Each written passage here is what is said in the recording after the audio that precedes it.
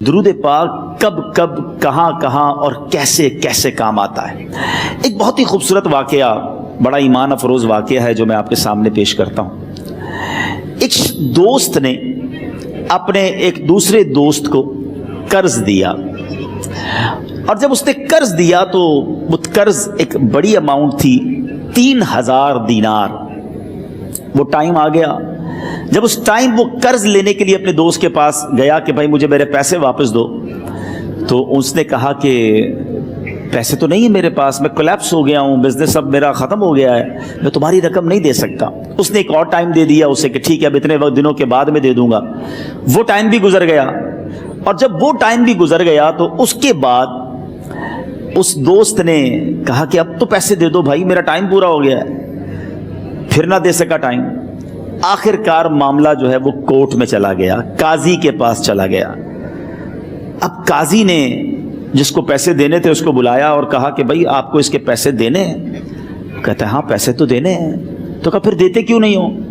کہا پیسے ہیں ہی نہیں، کاروبار ہی ختم ہو گیا ہے، قرضہ تو لیا تھا، اب میرے پاس بچا ہی کچھ نہیں ہے۔ تو کہا اچھا اب یہ بتاؤ کہ کب دو گے، کیسے دو گے؟ اس نے کہا بس میرے پاس پیسے ہی نہیں ہیں۔ تو کہا اب تمہارے پاس 30 دن کا ٹائم ہے، 30 ڈیز میں یا تو اس کے پیسے لوٹا دو یا 30 دن کے بعد تمہیں قید کر دیا جائے گا۔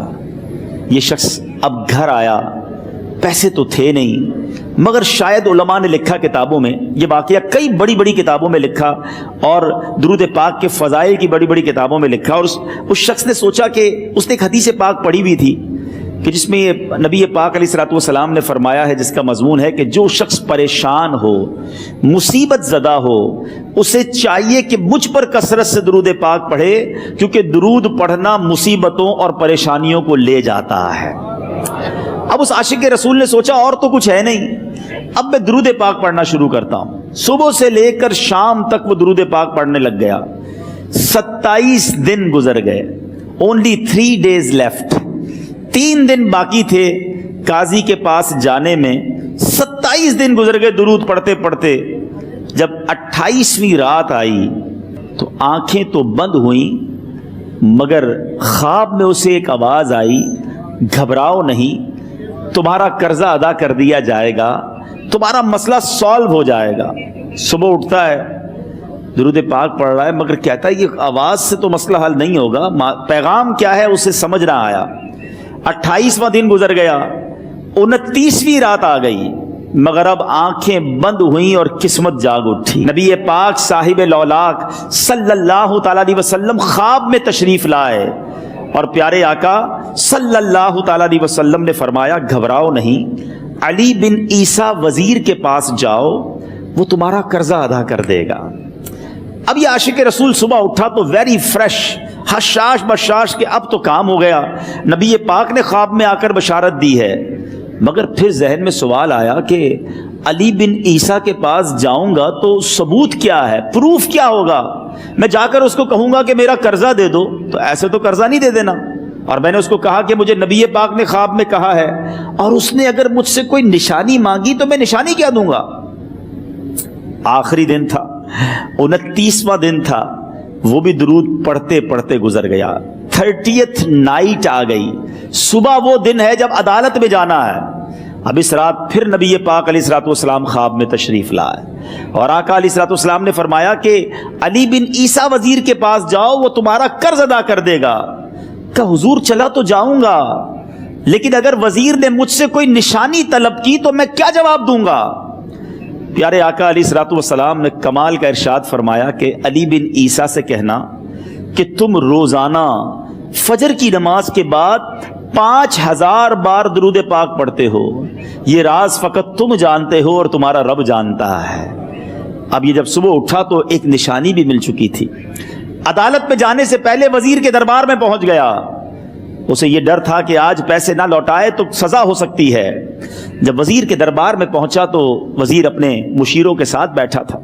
کہا مجھے آپ سے بات کرنی ہے۔ کہا بتاؤ کیا بات کرنی ہے؟ کہا میں ایک پیغام لایا ہوں آپ کے لیے۔ اچھا کس کا پیغام لائے ہو؟ کہا میں نبی پاک جناب محمد مصطفیٰ صلی اللہ تعالیٰ علیہ وسلم کا پیغام لایا ہوں۔ وہ عاشق رسول وزیر تھا، کہتا ہے بتاؤ میرے آقا نے کیا پیغام دیا ہے؟ کہا حضور میں 3000 دینار کا مقروض ہوں، آج آخری دن ہے اور میرے آقا نے مجھے بشارت دی ہے کہ آپ سے کہوں کہ آپ میرا قرض ادا کر دیجئے۔ علی بن عیسیٰ کہتا ہے کوئی ثبوت ہے آپ کے پاس؟ ہے کوئی دلیل بھی ہے آپ کے پاس؟ میں کیسے مان لوں کہ آپ کو نبی پاک علیہ الصلوۃ والسلام نے بھیجا ہے؟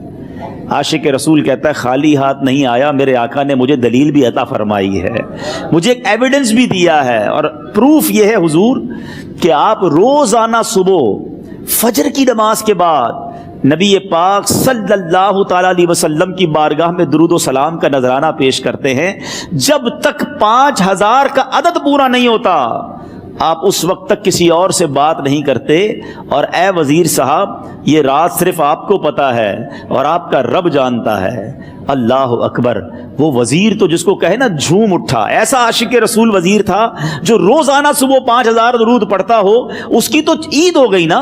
وہ کہتا ہے مرحبا یا رسول اللہ، میرے آقا نے میرے درود قبول کر لیے، اس سے بڑھ کر میرے لیے سعادت کیا ہوگی؟ اب یہ وزیر اپنے سیٹ سے اٹھتا ہے، اپنے کمرے میں جاتا ہے، تھوڑی دیر بعد واپس آ کر اس عاشق رسول کے ہاتھ میں 3000 دینار رکھ کر کہتا ہے حضور پہلے 3000 دینار تو نبی پاک کا حکم کی میں ادب سے بجا لاتا ہوں، میرے آقا نے جو حکم فرمایا یہ 3000 دینار آپ کو پیش کرتا ہوں، حضور ایک اور 3000 دینار لیجئے۔ میرے گھر آپ آئے، اتنی اچھی خبر سنائی، آپ نے قدم رنجا فرمایا، یہ 3000 اس کا نذرانہ ہے، اور ایسا کیجئے 3000 اور لیجئے، اس سے اپنے بچوں کے لیے کچھ چھوٹا موٹا کام شروع کیجئے، اور ایک وعدہ کر کے جائیے آج کے بعد زندگی میں آپ کو جب بھی کوئی کام پڑے میں آپ کا بھائی ہوں، مجھے یہ خدمت کا موقع دیجئے گا۔ اللہ اکبر! وہ مقروض جو ایک رات پہلے 3000 دینار کا مقروض تھا، ہو سکتا ہے اس کے بیک آف مائنڈ یہ بھی چل رہا ہو کہ اب شاید کل میں نے